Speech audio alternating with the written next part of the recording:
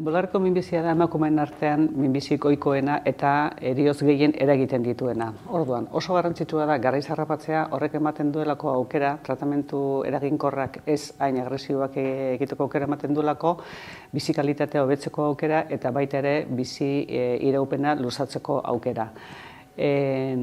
Orduan, bularreko minbizia goiz detektatzeko programak dia emakume zuzendutako programa batzuk, adin tarte jakin bateko emakume zuzendutako programak, eta helburua da hilkortasuna, minbizioen hilkortasuna jaistea.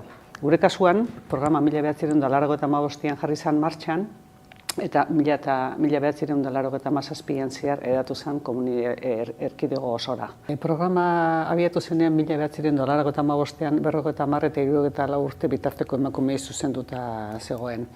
2006 urtean gehieneko adina 69 arte luzatu zen, eta 2011tik aurrea 40 eta 49 urte bitarteko emakumei ere aukera ematen zaioe mamografiak egin ahal izateko baldin eta lehen mailako familia aurrekaria baldin badituzte. Lehen mailakoa esaten deunean esan nahi deu gurasoren bat, izan lieke aita edo ama ere bai, ama edo aita ere bai, anai arrebaren bat edo seme alabaren bat bularreko minbiziarekin. Zeatik adintalde hauei? Adintalde hauetan ikusi dalako programak eraginkorrak diala hilkortasuna jaisteko orduan. Gure kasuan, 50 eta 69 urte bitarteko adintalde horretan hilkortasunaren jaitsiera esanguratsua izan da izkeneko urteetan, eta baita ere 40 eta 59ko emakumeen artean ere. Eta horixe da, azken finean, emakumeei programa zuzentzeko motiboa. Lehenik eta behin, kudeaketa unitatean lortzen ditugu gure helburu diren emakume guztien datuak. Eta emakume horiek osasun eremuz sailkatzen ditugu, zita bat bialdu ahal izateko. Hitzordu hori postaz bialtzen zaioe, eta emakumeak zita jasotzen duenean, gutun horretan ipintzen zaie noa joan behar duen ze egunetan eta ze ordutan. Behin, zitara joten danean, aurrena egiten zaie inkesta epidemiologikoa deitzen zaiona, eta hor jasotzen ditugu guretzako interesgarria izan daiteken informazioa. Gero, mamografiak egiten zaizkio emakumeari, eta mamografiak egin ondoren esaten zaio kasu batzutan, zenbait kasutan, proba horiek osatu behar izaten diala, mamografia hori osatu behar izaten dela beste proba erradiologiko batzukin. Eta horrela balitz, telefonoz deituko zaiola, unidade horretan bertan beste proba batzuk egiteko.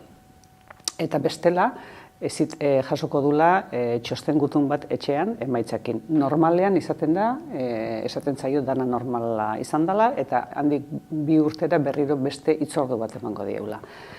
Proba radiologikoak egin behar baldin badira, osatu behar baldin bada horrenengo mamografia hori, iten zaizkio probak, eta danan ondoren irakurketa diagnostikoan arabera, gauza bea esaten zaio, dana normala dela, edo zehoz susmagarria baldin badao, orduan ematen zaio hitzordu bat erreferentziako ospitalean diagnostikoa eta tratamentua egin ahal izateko. Programa alde batetik lortu behar dugu orain arteko lorpenak mantentzia, hau da, parte hartzea 80% inguru hortan mantentzia, programaren kalitatea ere mantentzia eta hilkortasunean duen eragina ere mantentzea. Baina gaur egun programa guztien erronka nagusia da alde batetik emakume bakoitzari arriskua ezagutzea, eta emakumeak arrisku taldeetan sailkatu eta arrisku talde bakoitzari baeketa estrategia egoki bat eskaintzea. Izan ere, orain arte, danai aukera berdina eskaintzen zaie. Europa mailan normalean 2 urtetik behin mamografia egitea, Erresuma Batuan 3 urtetik behin egiten dituzte, eta Estatu Batuetan urtero. Baino, toki bakoitzean emakume guztiei aukera berdina ematen zaie, eta hemendik aurrera komeni dana da programak eraginkorragoak izateko, arrisku talde bakoitzari komeni zaion baeketa estrategia eskaintzea. Eta horixe da erronka nagusiena gaur egun, programa guztien erronka nagusia.